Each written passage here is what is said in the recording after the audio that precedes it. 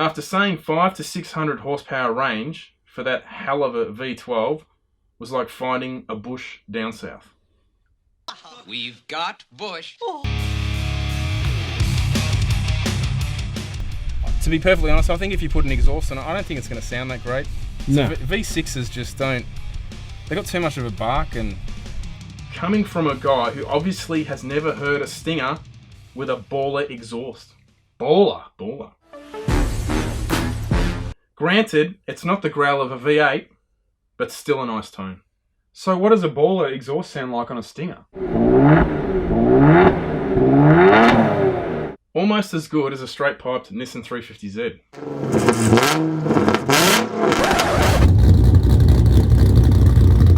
That's good. That's how it should sound like.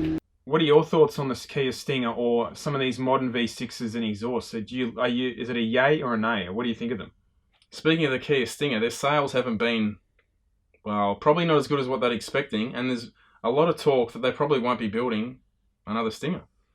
So that could be another rear-wheel drive car dead. That'd be pretty sad, because it's a fair investment to build an entire new platform, Yeah, I know. new style car that Kia have never done, and then they don't kind of continue with it. It's got a Kia badge on it. Kia badge, yeah. If you're in the market for a four-door family car that has to be a rear-wheel drive, It's definitely worth looking at. yeah, they might surprise you. And yes, it's got a Kia badge, but all I think is if you're spending that kind of money, go and have a look at a range of cars. Don't just dismiss them just because of a badge.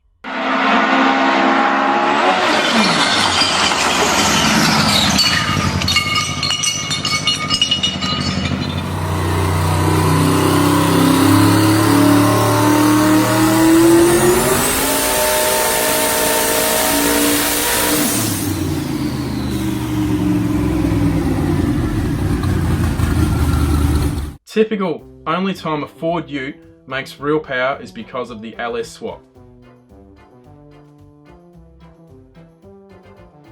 Should have gone to Specsavers. I filmed this VZ at quarter last week, purposely because I thought, this guy is just raping this car. He's killing it. You don't actually see many guys drive the car manuals this hard, but kind of run decent numbers.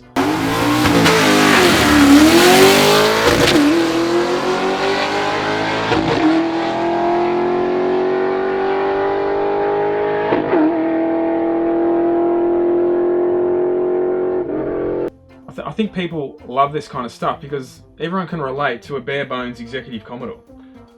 There's living, and then there's rowing gears and an LS VZ executive living.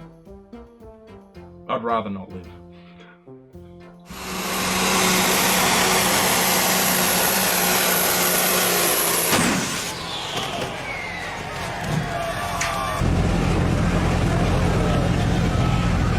Did you see this poor young lass driving a Mustang? Do I need to say anything more? What happened? It's a Mustang. You know it's gonna crash. When she was leaving a car show? She's come around the corner. It's a bit wet. She's obviously doing the old, overcorrection. It's gone up one of those. It's like they're made for parking cars, aren't they? Oh, was it like an embankment on a No, the road? big cables that come off the power poles and stuff. Oh, this is the one in Australia. This is when... Yeah, in Melbourne. Yeah. She's gone up and brand new Mustang. It's parked on the cable, and the car always gets hooked on It's it. amazing it does. It looks like it's perfectly placed. It's amazing it doesn't kind of hit it and bounce off and flip and fall down, but no. But the interest in the way the media portray it, like if this was a young bloke driving it.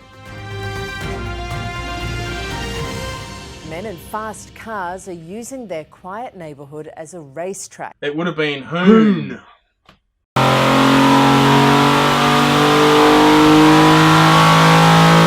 So recently I helped Harrop Engineering create a video on a V12 LS. I've got a bit of background with those guys. So we videoed the Sid Chrome Camaro. If you guys haven't followed it, Sid Chrome gave away a really cool V12 LS powered Monaro to a lucky tool prize winner, I believe. But anyway, we had it on the dyno, and this car has had to be detuned for Australian engineering laws. You can't just go and stick, like a 10-litre engine in a car, in an old car. Yeah, it had a lot to do with the capacity. Yeah. So you can't just go stick a 12-litre V8. So the thing basically had a bottom of the range camshaft in it. It had no compression. It was explained in the video too. Explain in the video why it was not only de-stroked, it was detuned to make less power so it could pass engineering. But don't worry about that. After saying 500 to 600 horsepower range for that hell of a V12 was like finding a bush down south. We've got bush. He's got a point. There's something in those trees. One of the big factors about this car as well is you're giving a car away to someone you don't even know. You've got a duty of care. Do you know what I mean? You've got to be responsible. No, you're not going to hand them the keys and go, oh, here's just 900 horsepower. He used to drive me a Corolla, but anyway. And as if it wouldn't go well with 600. What's it make? I think it made high 500s or something, didn't it? Those engines make like 600 foot-pounds of torque from everywhere. Like 2,000 RPM, just everywhere. But I see a lot of people say you can make that power with a V8. Yeah, you can. The thing they don't realise, the reason someone might buy a V12 LS is because they want a unique engine in the car. So people saying like, you know, an LSA with a tune-up, whatever, makes that power, that's not the clientele they're going for. No. And yes, they're expensive. Why would you think you could buy a custom bespoke V12 engine for the price of like a GM crate motor? Oh, there's a lot of dumb comments in there. I saw one saying, why would you buy this? You could get a Mustang engine and boost it. I thought, yeah, that wouldn't cost much. No. Not at all. That'd be quite, just get one from the wrecker. And then the thing about the V12 LS, because it's an LS architecture, you just buy basically most of the LS parts will go onto it. Obviously, the crank and the camshaft are different and that sort of thing. You're talking about head stuff and... Oh, parts that go inside the motor. It's all the same. And that's why it's been built like that. Yeah. I get that it's detuned, but I expected more wheel horsepower. Is that like a contradiction? What's going on there? He gets that they turned it down, but they should have still turned it up? Is that what they were saying? As my daughter would say, I do, but I don't. Drivers will face hefty fines and be slugged 5 demerit points if they're caught illegally using their mobile phones behind the wheel. So in Australia, I think it's in New South Wales at the moment, isn't it? Yeah. I don't think it's where we live yet. But they're rolling out these cameras, they're putting them on bridges and whatever and poles and they're looking... So they're looking at you. They're looking straight down and they're picking up people like looking at their phones or the phones in the lap, driving the car. So they're obviously angled right down to the driver. Long story short, well, I'm not sure about New South Wales, but in Melbourne, where we are, you get, is it 12 points? No, it's 5. It's no, 12. you get on your licence. Oh yeah, you get 12 total. But over 3 years? So you've got yeah. 12 demerit points, they say, over 3 years. So getting done on this camera, that's 5 points. And the fine, I think, is like near $500. I mean, they'll catch drivers on the phones, but who knows what else they'll catch going on the front seat, seriously.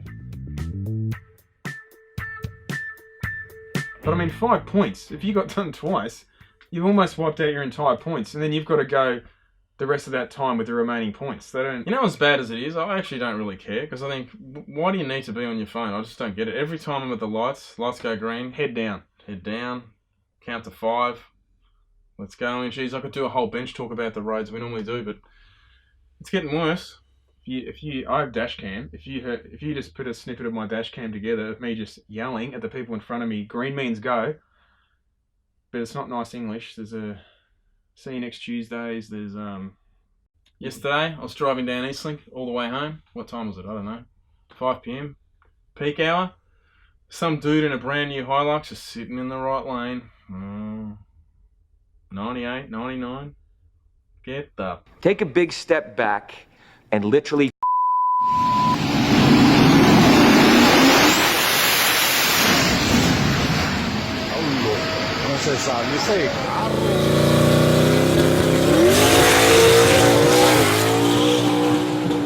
Another story, unfortunately this one from a drag race in the States.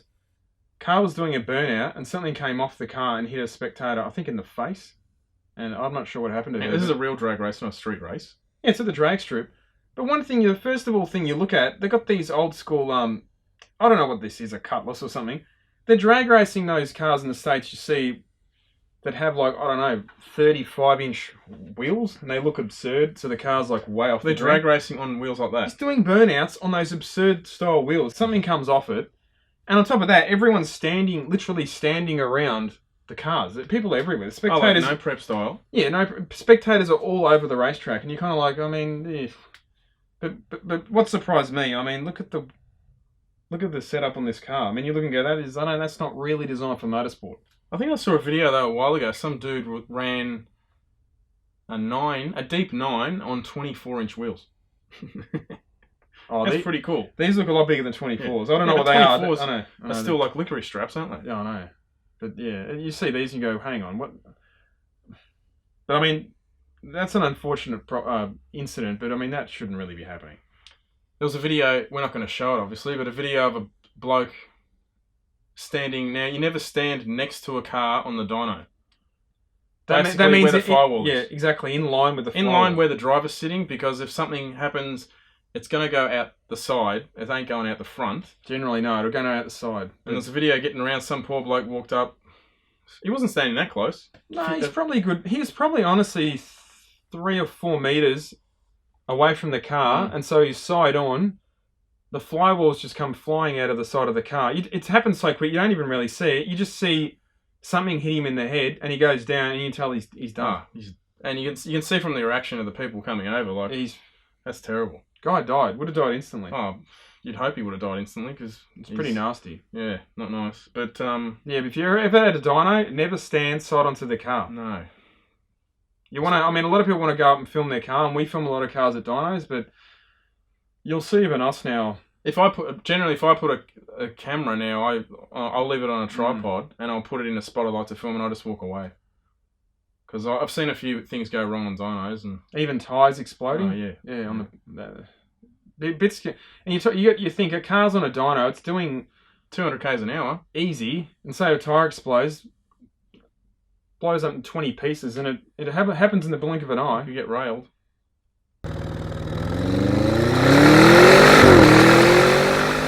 So last episode we had the Audi wagon. Oh, the RS6. RS6 or 7? They're really I'm already confused. Aggressive looking. Well, as I say, all Audis look the same. Just change the 6, badge. 7. I can't remember what the badge is. But I think it was a 6. So the RS7 is the sedan. I don't know why they just don't call it the same thing. Yeah, 600 odd horsepower, all-wheel drive, absolute weapon on the street. However, you know it's got a nemesis. We'll still get chopped by a Barra for half the amount. That's one expensive Barra. Like, yeah, I know. You buy a Barra for like $3 grand. No, what are you talking about? You can run 8 for $2 grand. Do you know what these Audis are worth? You're saying half the amount. I mean, what's this car worth? Seriously. How many 8-second $2,000 Barras could you buy for the price of an RS7? You just have a whole fleet. Maybe a stock Barra. Maybe the Audi RS7 might beat a stock Barra. But not one with some money spent on it. Why even buy the Audi? Just go and Barra buy with a tune. Barra with a tune. $2,000. You don't even need to spend $2,000. Internet copy and paste. Barra tune. Barras are good cause they are a budget platform. Send boost and make some great reliable power, but those RS7s are no joke. He's got it right, this bloke. Well, I think the old Falcon's a bit of a budget car overall compared to the Audi, isn't it? Budget spec everywhere.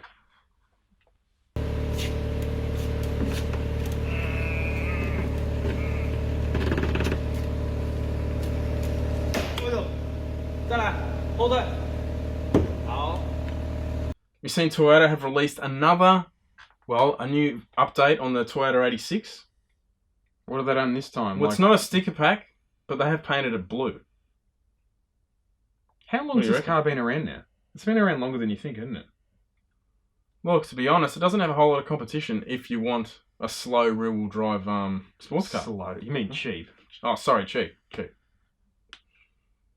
But you know this thing. Still the same old boxer engine. This car with an NA 2.5 litre that doesn't have a torque dip would be bliss. And for those that don't know, they come with a 2 litre, and out of the factory they have this awesome torque dip. What do you mean torque dip? So as you're driving it, you come up to, I don't know, you're just going through the rev range, just accelerating, hit about 3,000, and you've got to rev it, remember, these things make no torque.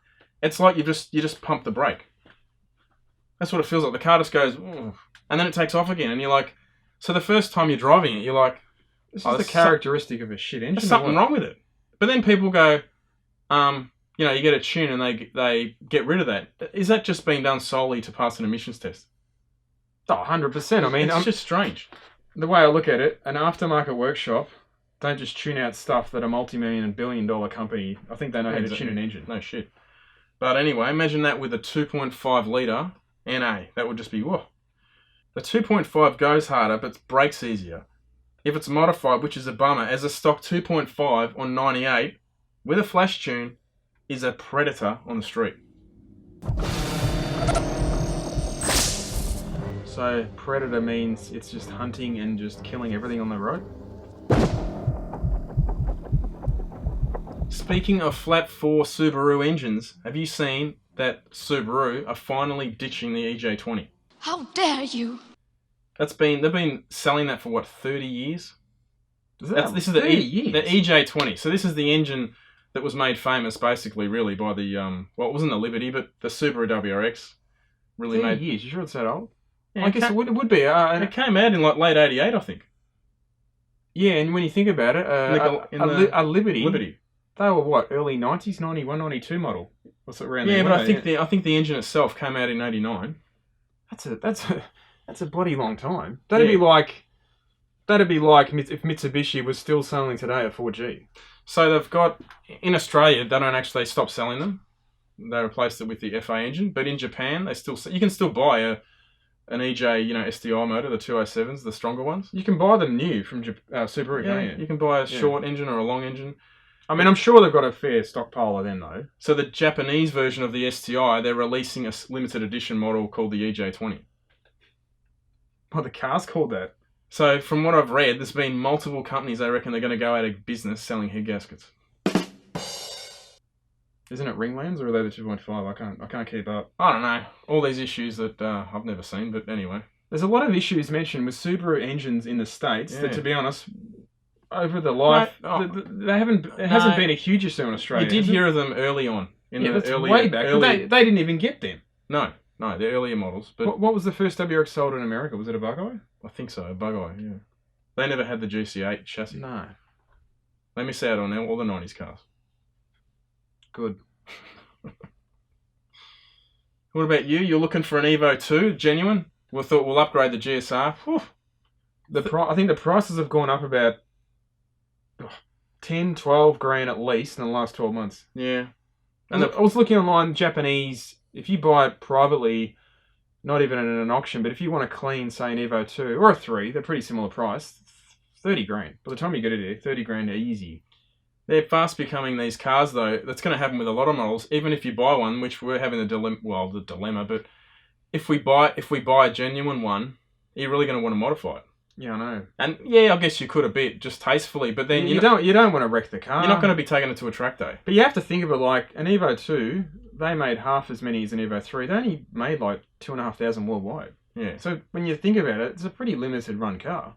Yeah, but up until probably 3 years ago, they were still affordable. They were more than like what your car is, the GSR, but they weren't that expensive, really. No, now it's just silly money. It's getting a bit like, I think GDR is what's the term? That's drug money.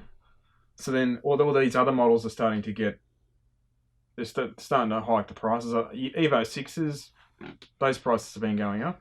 One car that's still relatively low that I can still sneak in under the radar is an RX-8. The old Renesis engine could be making a premiere soon on fullBOOST. What do you reckon? I just haven't decided what colour. Series 1 red. Or what LS? 1, 2, 3. Which LS I'm going to fit to it? LS4. So cheap. Look up an LS4. I got offered one a month ago or so with no engine. I mean, you assume it's got no engine. $1,500 for a rolling shell. Had a gearbox in it. Yeah. Just had an engine. The engine was blown out. They'd taken it out. Probably got a quote for 12 grand to rebuild it. It's not bad when you think about like. I mean, I know a lot of stuff, but it's still a modern engine. It's still a modern car. Oh, I know. They're actually not a bad car to drive. Like the fairly well. You'd want to get a Series 3 one though. They look a bit better. They look a hell of a lot better. Yeah. Anyway, enough praising RX-8s. So when it comes to computer games, you and I are still living in the 80s and 90s. Well, you can say that about a lot of things in our life, as you can see from some of this stuff behind us. But the old Commodore and Amiga, things have surpassed. I saw this game the other day, and it was called Gran Turismo Sport VR. I think that means virtual reality. Now, I'm not a complete idiot. I have played around with the Oculus dev kit and all that stuff, so I know what that's like, but I was looking at this clip online just going, have a look at the graphics of this car racing game. Now, it's a bit different to the last time we played car racing games. Just slightly. I mean, honestly, I never had a PlayStation. Never had Gran Turismo. We weren't Sony people. We were Nintendo people. But yeah, I don't know. I mean, people probably take for granted and go, yeah, that's what the game looks like. But honestly, if you haven't been looking at computer games, which I haven't, honestly, I haven't played a computer game for 20 years, I reckon. What, you're obsessed with Double Dragon 2? It's a killer game. But have a look at the graphics in this thing. It's pretty cool. Just the detail, like looking around the city, everything, not just the game. But have a look at the detail in the actual car of the dashboard and everything. That's spot on. Yeah. You know what's bad about it? I'll play a game like that, and after, I don't know, 10 minutes, I'm like, yeah, I've had enough. But then, like, last week I was playing with my mate, Silkworm, for those who remember the old Amiga platform. We're playing Silkworm for like half an hour straight. For some reason, I'd rather play that. That just sums up your age, though, doesn't it? You like the stuff you grew up with. Yeah, exactly. But don't get me wrong. Just like the music. These new games are pretty bloody phenomenal. I know.